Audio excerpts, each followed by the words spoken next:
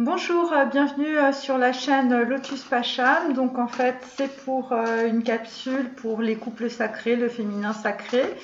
Voilà, j'espère que tout le monde va bien. On est en janvier 2021. Donc voilà, donc je vais vous donner un peu des petits conseils. Donc là, en fait, il s'agit de personnes en fait qui peuvent être, on va dire, dans des formes de dépression. Vous avez l'impression de refaire toujours un petit peu les mêmes choses. Vous avez l'impression d'être isolé. Ça concerne en fait une fascination pour, on va dire, des projections du psychisme. Vous êtes dans des croyances en fait un petit peu récurrentes. Et là, visiblement, vous allez retirer le bouchon d'épouvante de votre cerveau et vous allez avoir en fait un cri d'effroi. Ça concerne évidemment l'inconscient, ça concerne aussi l'inconscient collectif, ça concerne aussi beaucoup de colères qui peuvent, on va dire, sortir de vous-même, hein, tout simplement. Vous avez l'impression d'être en danger, en tout cas parce que, vous êtes un petit peu dans un métro qui vous emmène vers nulle part. Ça concerne aussi des grosses traversées, on va dire, émotionnelles, hein. Vous avez des grosses angoisses, de l'émotion qui remonte énormément. C'est normal puisque vous êtes en train de libérer un cercle dans lequel vous étiez depuis véritablement très longtemps. Pour certains, vous avez carrément l'impression d'être dans un sous-marin, de pas pouvoir vous en sortir, d'être bloqué, on va dire, dans un ascenseur émotionnel, dans un ascenseur de dépression. Voilà, ça concerne aussi des personnes qui se jugent énormément parce que quand vous étiez jeune, peut-être qu'on vous a énormément espionné, on vous a énormément jugé et maintenant, c'est la Madeleine de Proust que vous reproduisez à chaque fois que vous vous levez le matin. Donc là, visiblement, vous avez envie de sortir du tunnel, vous avez envie de sortir de votre métro quotidien et vous êtes en train de passer le portillon, mes amis. C'est extrêmement positif. Alors, on continue.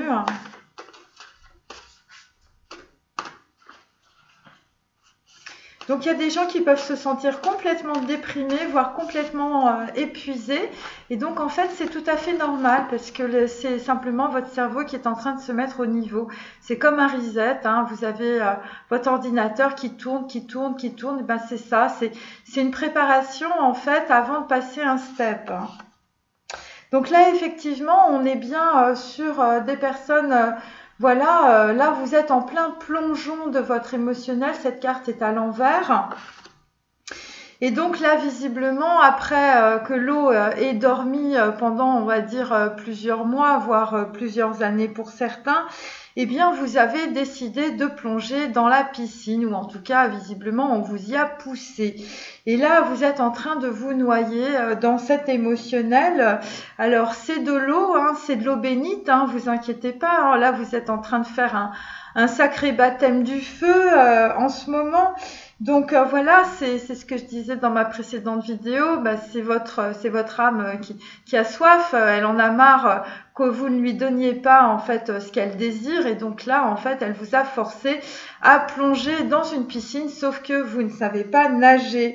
Et donc, en tout cas, c'est un mince vivier d'infini. Vous êtes en train de toucher quelque chose que vous ne connaissez pas. Et évidemment, bah, votre mental, il est complètement paumé là-dedans. Il n'y a pas de bouée de sauvetage. Et il va falloir apprendre à nager dans cet émotionnel et dans ces courants psychiques contraire, voilà, donc en fait là, vous êtes dans votre intériorité, c'est les crues du Nil et vous êtes en train de plonger dans l'océan primordial, hein, c'est un peu comme le ventre de votre mère, sauf que là, vous êtes dans le traumatisme de quelque chose de nouveau que vous ne comprenez pas. Donc en fait, il faut savoir que c'est juste votre âme qui souhaite se désaltérer par rapport à quelque chose de nouveau. Visiblement, elle en a marre de tourner toujours dans le même cycle et toujours avec les mêmes personnes. Donc voilà, bah écoutez, vous passez du désert, je veux dire, à la piscine, hein. Donc là, effectivement, c'est un sacré reset pour vous et c'est tout à fait normal. Donc pas de panique, hein, les amis, hein, c'est juste, en fait, je vous dis, c'est votre cerveau, c'est votre nefesh qui a réussi à trouver la main que lui tendait en fait sa neshama, hein. Et donc là, il l'a attrapée, il n'a pas décidé de la lâcher, hein. Donc là, vous êtes obligé de partir avec votre nefesh pour récupérer votre neshama. Et évidemment, bah, là, ça fait mal parce que vous êtes complètement engrammé dans la matière. Vous avez des boulets aux pieds et vous avez votre main qui est tirée vers le haut et puis bah, vous avez les pieds qui sont toujours dans le béton. Donc c'est sûr que ça doit sacrément vous faire mal au cerveau et c'est tout à fait normal. Après, ce qui va se passer, c'est que petit à petit, vous allez lâcher vos boulets, hein, voilà, c'est un peu comme l'histoire de la montgolfière, hein. On va lâcher les petits sacs de sable au fur et à mesure. Mais il n'empêche que votre nefesh, là, il a chopé la neshama et je vais vous dire, il n'a pas l'intention de lâcher quoi que ce soit. Donc là, il va falloir vous résigner, évidemment, à faire le grand saut dans le vide pour arriver dans votre piscine, on va dire spirituelle, hein. Et puis pour les gens qui connaissent, enfin, qui sont pas très religieux ou voilà, qui ne croient pas à cela, on va dire, eh bien, c'est l'univers quantique, hein, mes amis. C'est un truc, je veux dire, vous regardez Matrix, vous avez compris, vous êtes une matrice énergétique et eh bien, tout le monde est lié à tout le monde. Et bah, si vous ne croyez pas à ça, eh bien, ouvrez juste un livre de physique quantique. Donc là, en fait, avec ça, bah, vous allez avoir une super inspiration, hein, il va falloir beaucoup respirer sur le tapis de yoga. Et puis là, il va falloir se détendre et vous allez commencer on va dire, à vous détacher, on va dire, de l'angoisse, des peurs. Vous allez dire, bon, ok, d'accord, bon, bah, j'ai des super angoisses. C'est en train de remonter dans mon intériorité, mais fondamentalement, enfin bon, je suis toujours vivante, hein. Je veux dire, on m'avait toujours dit que j'allais crever et puis finalement, bah, c'est pas plus pire que d'habitude parce que ce que d'habitude je vis, c'est quand même l'enfer, hein. C'est l'enfer sur terre. Je suis vide à l'intérieur. Je suis obligée de me remplir de pizza, je suis obligée d'aller faire du shopping chez Zara toute la journée, tellement je me fais chier, tellement je comprends rien à ce qui m'arrive dans le cerveau. Donc là, pour une fois que j'ai une nouvelle expérience, qui soit pas forcément du shit ou de la drogue, eh bien là, je vais quand même voir un peu ce que ça donne. Et donc, en fait, c'est ça, c'est une nouvelle expérience. En tout cas, il faut prendre ça comme tel. Et donc, en tout cas, c'est une expérience qui va vous emmener très loin. Et à condition, évidemment, que bah, vous soyez dans une certaine vacuité, hein. C'est-à-dire que si vous vous accrochez, on va dire, à tous vos boulets sociaux, si visiblement vous êtes toujours la dualité du mental en train de vous dire, bah, qu'est-ce qui se passe au niveau de mes sentiments, pourquoi est-ce qu'on veut me faire aller vers une fille qui a rien à voir avec le schmilblick. Moi, mon truc, c'est les acteurs et les actrices comme on a vu avec les flammes jumelles ou ça peut être que des gens qui sont dans la représentation. Là, c'est sûr que là, vous allez en chier, mes amis. Donc voilà, à un moment donné, je veux dire, il faut savoir se laisser aller pour essayer de comprendre qui l'on est, hein. Donc voilà, donc pas de panique, c'est normal, tout ce que vous vivez, tout le monde le vit et ça fait partie d'un processus, hein, évidemment, ça on va pas vous le raconter et donc en tout cas, bon, évidemment, bah, les 10 façons d'être heureux dans sa vie, je veux dire, vous pouvez toujours cocher les cases, mais c'est pas parce que ça s'engramme, on va dire, dans votre mental que ça va passer dans votre corps. Voilà, parce qu'à un moment donné, il faut savoir vivre avec le corps et bon, tout ce qu'on vous raconte, ben, c'est souvent des gens qui sont tout simplement allés à l'école et qui sont là pour recracher des trucs. Bah c'est super, hein, moi je trouve ça bien, hein, mais bon c'est pas. Moi ce que j'ai compris, si vous voulez, c'est que les gens qui écrivent des bouquins sur le yoga, notamment les occidentaux, c'est des gens qui font pas de yoga, voilà, ou ils font de la gym, voyez. Donc c'est pas des gens qui sont reliés. Voyez, donc à un moment donné, je veux dire, il faut parler de ce qu'on connaît, hein, de ce qu'on vit. Parce que sinon, je veux dire, c'est complètement inconsistant et vous êtes quelque part dans un bullshit. Voilà, donc moi j'aimerais bien en fait que les gens qui parlent de développement personnel, qui nous racontent des trucs sur des présentateurs de télé pour se faire un petit peu de pub et tout ça, nous expliquent réellement ce qu'ils vivent, hein. Parce que moi, bon, après c'est mon ressenti et ça m'est propre, mais je trouve qu'il y a beaucoup de personnes qui parlent de développement personnel, mais quand on les voit, enfin quand on les ressent, hein, moi je suis pas dans, j'essaye d'avancer si vous voulez, et bien je me rends compte que c'est très superficiel. Voilà. C'est pas comme les moines en fait que j'ai rencontrés. Voilà. Bon, après je les ai rencontrés, mais en fait je partage des choses en fait au niveau des vidéos et tout ça.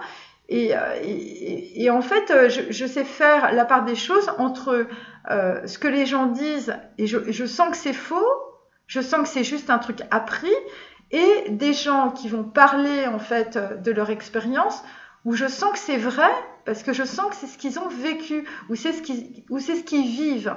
Voilà.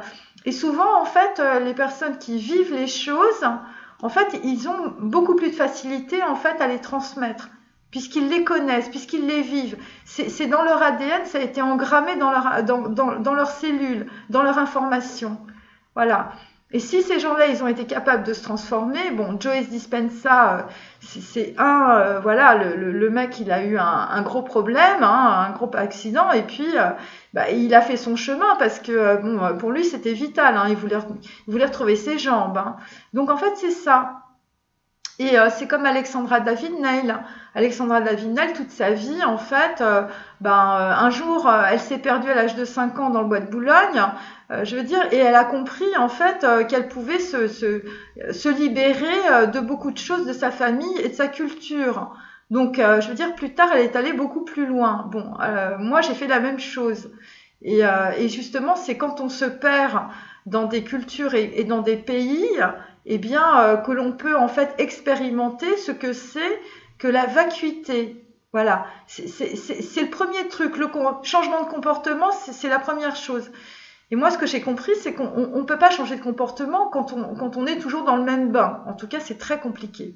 Voilà, c'est pour ça qu'il y a énormément de gens qui vont dans des ashrams en Inde, ça se comprend complètement, ou des gens qui traversent les États-Unis, je veux dire en vélo ou en voiture, ou des gens, vous les voyez marcher pendant des siècles, enfin pendant des siècles, je pense à Mono qui a marché toute sa vie dans le désert, mais ça se comprend, parce que le mec en fait, il avait besoin du désert pour être dans la vacuité de lui-même. Et en fait, c'est ça qui est important. Et quand j'ai des gens en fait qui, voilà, vous êtes dans un émotionnel, je veux dire, qui vous submerge, mais pensez que l'émotionnel qui vous submerge, c'est juste en fait, c'est juste la petite fontaine du mental hein, qui vous empêche de voir qui vous êtes. Parce que si vous prenez un peu de recul par rapport à votre émotionnel, là, vous allez voir en fait la vacuité. Quand vous allez prendre du recul par rapport en fait à une dépression ou on va dire à un émotionnel qui fluctue toute la journée, où en fait vous n'avez pas de motivation, où vous vous sentez tout simplement déprimé, vous avez l'impression que la terre s'écroule, voilà, et bien tout ça c'est les ombres de la caverne de Socrate.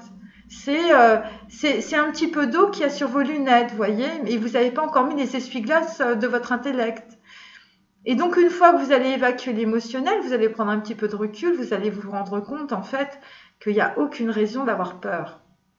Voilà, simplement, ça, on peut pas vous le dire. Bon, d'abord parce que les psys, ils sont pas assez forts pour ça, parce qu'ils n'ont pas beaucoup de recul. Il faut savoir que leurs patients les aident soit à survivre, soit, en fait, à se guérir.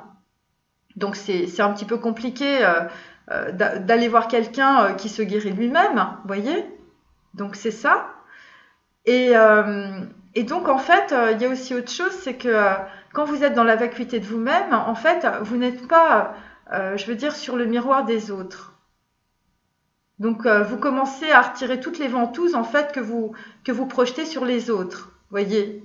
Et donc vos synapses, au début, elles vont être un peu perdues parce qu'il n'y aura plus personne autour. Voilà, c'est pour ça qu'on dit il faut faire du yoga, il faut se mettre en retrait, il faut être dans l'isolement et tout ça.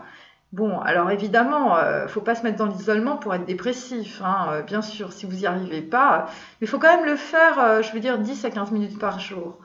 Et de cette façon-là, en fait, vos synapses dans votre cerveau, en fait, elles font un reset.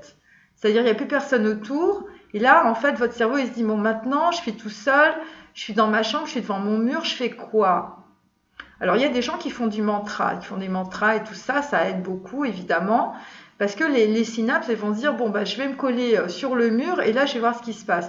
Mais vu qu'il n'y a rien sur le mur et que vos synapses, en fait, elles sont toujours en train de vous renvoyer le reflet de ce que vous voyez, là, il n'y a rien. Donc, qu'est-ce qu'elle va vous renvoyer, les synapses? Elle va vous renvoyer du vide. Et donc, ça va vous permettre d'être dans une certaine vacuité. Et quand vous avez le zéro indien qui arrive en vous-même, pour être très clair, eh bien, en fait, vous faites un reset de votre cerveau. Et donc, c'est comme ça que vous pouvez accueillir, en fait, votre neshama. Ben, je ne sais pas si je me suis bien fait comprendre, mais c'est quelque chose d'extrêmement important, ce que je viens de vous dire. Moi, je le fais tous les jours. Et tous les jours, ça marche. Alors, évidemment, il y a aussi autre chose. Pour faire des resets par rapport à de l'information, quand vous êtes vraiment extrêmement engrammé, en fait, dans la matière, vous pouvez faire ce qu'on appelle, en fait, un nettoyage par le feu. Bon, j'en ai énormément parlé. C'est des trucs que pratiquent les bouddhistes et les hindouistes. C'est interdit dans certaines religions, comme par exemple la religion juive, mais il faut le faire. C'est très important. Et donc, en fait, vous prenez une bougie. Alors, évidemment, vous ne cramez pas les cheveux ni vos vêtements et tout ça. En général, il faut le faire plutôt quand vous êtes genre en culotte ou en caleçon, voyez. Plutôt le soir ou plutôt le matin. Voyez, parce que en fait, ça nettoie tellement en fait qu'après vous avez besoin de dormir pendant à peu près 10 minutes, un quart d'heure, ou en tout cas vous vous reposez. Et donc en fait, vous faites passer évidemment la bougie que vous allumez, vous la faites passer donc au-dessus de votre tête et vous la faites passer tout autour de votre corps. Voilà, c'est des pratiques qui se font en fait dans toutes les religions animistes déjà, et aussi en fait c'est pour faire un reset en fait au niveau des informations qui sont engravées dans les corps subtils. Voilà, notamment quand vous êtes malade. Quand vous êtes malade, vous le faites systématiquement. Parce que la lumière, en fait, c'est comme une photosynthèse en fait au niveau de votre peau. C'est-à-dire quand vous faites passer en fait la lumière de la bougie près de votre peau, donc devant vos yeux, devant vos oreilles, devant votre bouche, au niveau de votre menton et au-dessus de votre tête, eh bien en fait, il y a une espèce on va dire que la peau en fait aspire cette énergie. Voilà, elle l'aspire. Elle l'aspire et elle fait le reset des informations des corps subtils qui sont extrêmement négatifs. Alors notamment, vous le faites toujours quand il y a des gens qui vous hurlent dessus pendant 2 heures parce que vous avez engrammé tellement de trucs. Et donc le soir, en fait, pour faire un reset, pour bien dormir, vous faites ça. Et ça, je peux vous dire que vous le faites pendant entre 5 et 10 minutes. Vous faites 5 minutes, on va dire. Ouais, un peu plus quand même. Donc en dessous des pieds, au-dessus de la tête, au niveau des épaules, des mains, tous les bras, au niveau du nombril, vous descendez, vous faites passer votre flamme entre les genoux, entre les jambes, enfin voilà. Et vous faites ça pendant entre 5 et 10 minutes. Et donc ça vous permet en fait de nettoyer en fait toutes les informations erronées que vous avez engrammées dans le métro, dans votre vie quotidienne, les enfants qui hurlent, enfin bon bref tout ça, votre mari qui est pas d'accord, voilà, pour acheter des trucs, voilà, ou vous-même vous êtes énervé sur une histoire de facture, enfin vous voyez des choses comme ça. Et là en fait, et après vous vous allongez. Et votre corps, il se réinitialise. Il y a une réinitialisation, pardon. Voilà. Alors, ensuite, donc, alors là, c'est assez compliqué, parce que là, nous avons la carte, bon, pour certains, c'est jaune cocu. Alors, jaune cocu, il faut la prendre dans plusieurs modes, on va dire, opératoires. Donc, en fait, là, ce qui se passe... c'est que effectivement en fait vous sortez d'un cercle on va dire vicieux, peu importe lequel, de dépendance, de croyances erronées, vos criminels intérieurs, votre famille, votre éducation, des gens en fait qui ont fait toujours la même chose, et vous êtes obligé évidemment de, on va dire, changer de paradigme au niveau, on va dire, à la fois cellulaire et au niveau de votre information et de la projection que vous voulez dans votre futur, de votre, on va dire, un chemin d'âme, un contrat d'âme. Et bien là, en fait, au niveau de votre chakra du plexus solaire, vous êtes en train de passer par la porte des traîtres. Alors la porte des traîtres, c'est toutes les informations erronées, et là vous allez les voir, ces informations erronées. parce que vous allez avoir une autre vision en fait des choses, puisque en fait vous changez de paradigme. Donc là en fait vous allez, bon, on va dire, vous voyez votre bol, vous êtes en train de tourner autour, vous le voyez du côté droit, là vous êtes en train de le voir du côté gauche. Et là vous vous rendez compte que dans le bol que vous trouviez vachement bien, qui était très beau, et bien là vous êtes en train de passer derrière. Et là en fait il y a des trous partout. On vous a dit que c'était un super truc, et en fait le truc il est troué, donc voilà. Ça peut concerner des gens, je veux dire, vous avez fait des contrats avec des personnes que vous trouviez très bien et puis finalement les gens sont complètement incompétents. Ça peut être par rapport en fait aux membres de votre famille, ou ça peut être par rapport à des cercles sociaux. Voilà, vous vous rendez compte que les gens ne portent que des masques, sont gentils avec vous parce qu'ils ont un intérêt vis-à-vis de vous. Ça peut être aussi des gens, tout simplement, vous avez fait des pactes ou vous êtes marié avec quelqu'un, et puis là, vous passez derrière la mariée, et puis visiblement, vous vous rendez compte que la mariée a les fesses poilues, vous voyez, ce genre de choses. Et que visiblement, c'était pas du tout ce à quoi vous vous attendiez, vous voyez, hein. Et donc là, en fait, eh bien, c'est la porte des traîtres. C'est tous les criminels intérieurs que vous aviez, toutes vos croyances erronées, toute la merde que vous aviez sur les lunettes, et là vous êtes en train de mettre les essuie-glaces, et là vous êtes en train de regarder des choses, et les choses en fait que vous regardez, eh bien c'est un peu comme si on vous avait trahi. Alors ça dépend à quel âge en fait vous faites ce processus là, mais il y a des gens qui le font, je vous dis, à 80 ans, et moi j'en ai rencontré des couples en fait, un peu flamme jumelle, genre on se retrouve à Bali, la nana elle a 78 ans, le mec il en a 80, l'un comme l'autre, je vous parle toujours de ce couple là parce que moi c'est ce qui ça m'avait perturbée, enfin je veux dire j'ai été hyper choquée.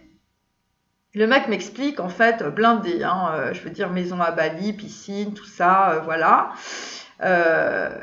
Le mec, toute sa vie, en fait, il était dans une tour à New York, il a fait de l'argent. Il a fait de l'argent, il a fait que ça. Il s'est marié, il a des enfants, il s'est fait éponger par 2-3 divorces et tout ça. Et puis en fait, au bout du rouleau, je veux dire émotionnellement, gros problème, voilà. Et puis, il a retrouvé une femme visiblement qu'il aimait depuis assez longtemps. Et ils se sont retrouvés à Bali, mais sauf qu'ils ont 78 ans et 80 ans. Donc il ne faut pas attendre d'avoir 78 ans ou 80 ans, je veux dire, pour vivre des choses. Et le mec m'a expliqué, il me dit, moi, en fait, je me suis rendu compte, je suis venue ici parce que je me suis rendu compte que dans ma vie, je n'avais jamais vécu.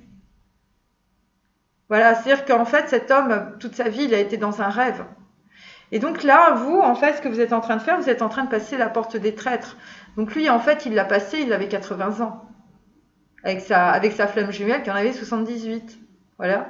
Et que pendant 33 ans, ils se connaissaient, ils se voyaient, ils se jetaient. Enfin, je veux dire, c'était pas la panacée, hein. Et puis à un moment donné, ils se sont dit, attendez, stop, là, en fait, on n'a pas vécu. On a déjà 80 ans. Je veux dire, peut-être que demain, on va mourir et puis ce sera la fin et puis on n'aura rien vécu. Voyez. Donc c'est pour ça que une fois j'ai parlé du cycle. Bon, je sais que c'est hyper angoissant pour les Européens de parler de ça, mais enfin, il faut quand même se dire que on est dans un cycle de naissance et des morts, hein. Je veux dire, on va pas rester toute notre vie ici, hein. C'est pas Highlander, hein.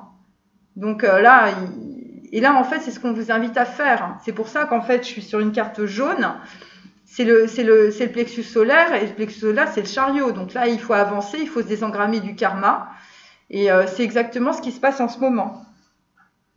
Donc voilà, donc c'est des personnes en fait qui pouvaient être fières et ambitieuses, hein. Vous pouvez être très orgueilleux, très vaniteux, voilà. Et puis là, visiblement, eh bien, vous vous rendez compte que tout ce qu'on vous a raconté, tout est faux.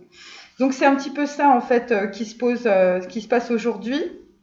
Voilà, et donc là, il y a des personnes en fait, ils vont prendre leur gilet de sauvetage, hein.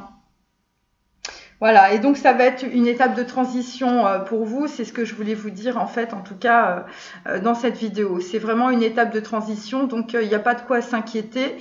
C'est un processus alors karmique, cellulaire, c'est un processus de transformation, c'est un processus d'élévation énergétique. Alors, il y a des gens qui vous parlent de la terre, de machin et tout ça. Bon, c'est très bien. Bon, c'est un petit peu dans les vapes. Moi, personnellement, je préfère parler de processus de transformation, on va dire au niveau de l'ADN, au niveau cellulaire, au niveau karmique, au niveau transgénérationnel et au niveau, en fait, de votre neshama et de votre nefesh. Voilà, et je trouve que c'est assez complet, en fait. Voilà, en tout cas, c'est ce qui se passe aujourd'hui.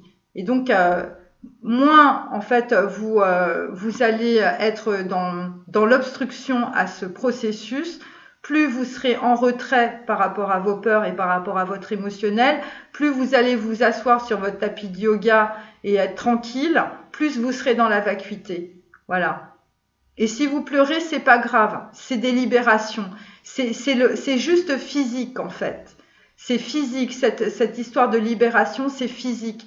Et l'eau, en fait, c'est les informations erronées que vous avez dans votre corps. Donc moi, ce que je vous conseille, c'est de boire beaucoup, de vous faire des tisanes. Plus vous pleurez, plus vous buvez. Parce que c'est pour accompagner le processus de libération. Ok? Allez, bonne journée, salut.